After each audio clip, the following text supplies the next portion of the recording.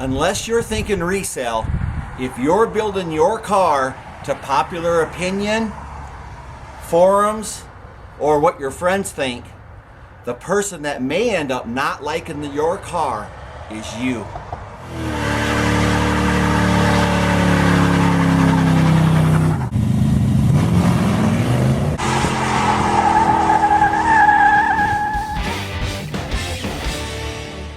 As you can see, we're making progress on Change and Challenge. We were able to get the 8 3/4 rear end housing in, and the 294s are already bolted in. So the center section's already in. We use the traction bars. I know they don't work on Mopars, save it. The traction bars came with the shock mount plates. I did have shock mount plates. Actually, just to show you guys something,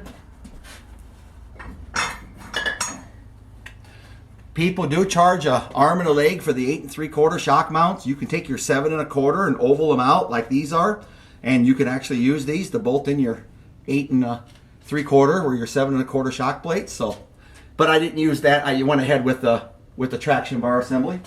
U-bolts. I was going to buy new U-bolts, and when I was looking for the green bearings, I came across the U-bolts, and new U-bolts from Jegs.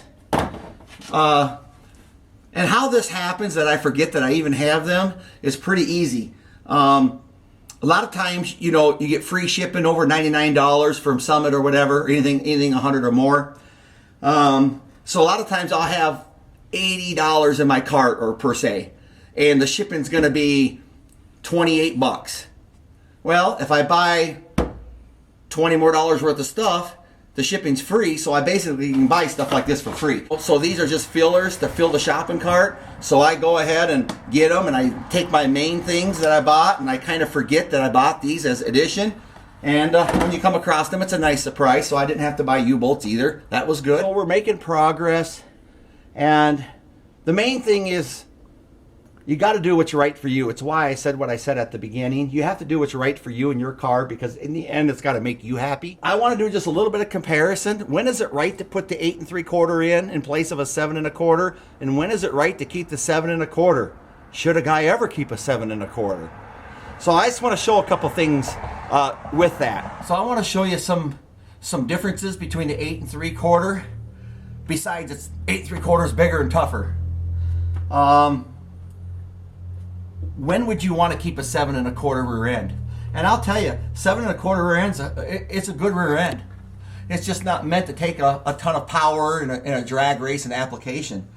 But if you're looking for kind of what we are on this project, if you're looking for gas mileage, efficiency, 7 1/4 is a good one. If your car is not going to be a race car, there's no reason to swap out a 7 1/4. If it serves that purpose. Let's talk about that purpose.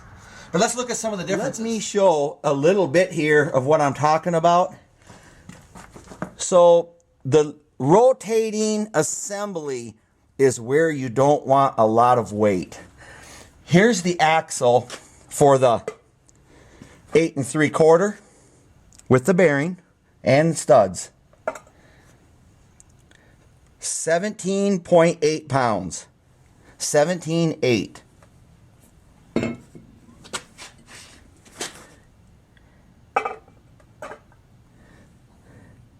$12.6 for the 7 1/4.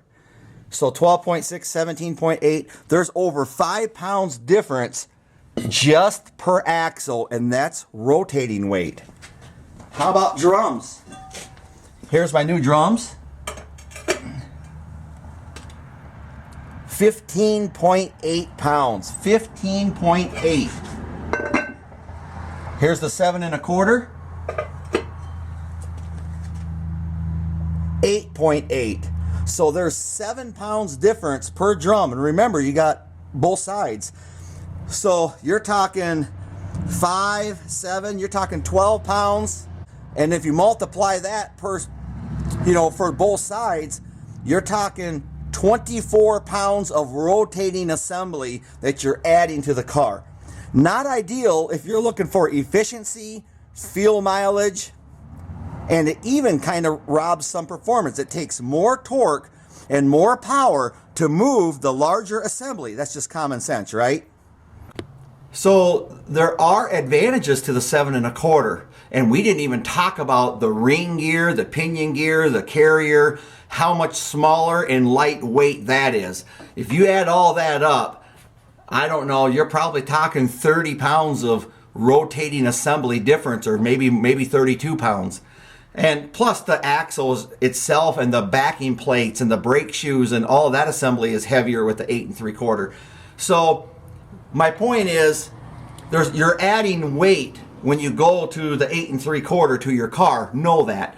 You're also adding a lot of weight to the whole rotating assembly, the axles, the brake drums, the ring and pinion gear in the carrier. And it takes a little more torque and power to turn that. So if you got a 65 Barracuda with a slant 6 in it and you just drive it locally, you like the 7 1/4, it's actually working in your favor. It's a good rear end. You can go a lot of miles on them, a lot of miles. There's nothing wrong with it. Anyways, the rear end I took out of here was a very good rear end. No clunking, it was solid, it was tight, 276 gears. And actually, it is a better rear end for my project, Change and Challenge, if I was only going for gas mileage, and it would have worked fine on the highway. The problem is this, $13.99.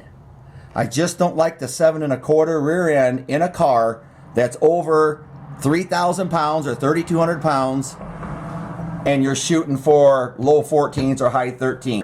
This is where the 8 3/4 shines. Sure, it's heavier duty, but it's heavier duty because it's a whole lot stronger. It's a much more stronger rear end. And be honest with you, the 8 3/4 came out in many cars, but they came out in a ton of muscle cars. 340 Dusters, 440 B-body cars, a lot of high performance cars, 383 Roadrunners. A lot of the muscle cars came with the 8 3/4. It's in pickup trucks. It's a much stronger rear end. And another advantage to it, not only is it a much stronger rear end, but it's very fast to drop the center section and throw in another set of gears, which the 7 1/4, it's not that easy to do. Also, the 8 3/4 give you a lot wider range of gears versus a 7 1/4. If you want to swap gears and go to a sure grip, it's tough to get a sure grip for a 7 1/4. So that being said, there are some reasons and some differences between the 8 3/4 and 7 1/4. Now it's up to you guys to decide for your next project. Those that are thinking on it, what rear end's right for me? Do I need to change? Should I change? It's for you to decide. Anyways, back to Project Change and Challenge. As you can see, we got the new drums, we got new brake shoes, we have new spring kit, wheel cylinders. So there's not a whole lot holding this up now except for the length of the drive shaft and getting new bearings on the axles. So Project Change and Challenge is coming along. The weather has cooperated, and I just love those traction bars. Just love them. They're better than the ones on my other Duster because they don't bolt on the leaf springs. They bolt right to the U-bolts. Love them.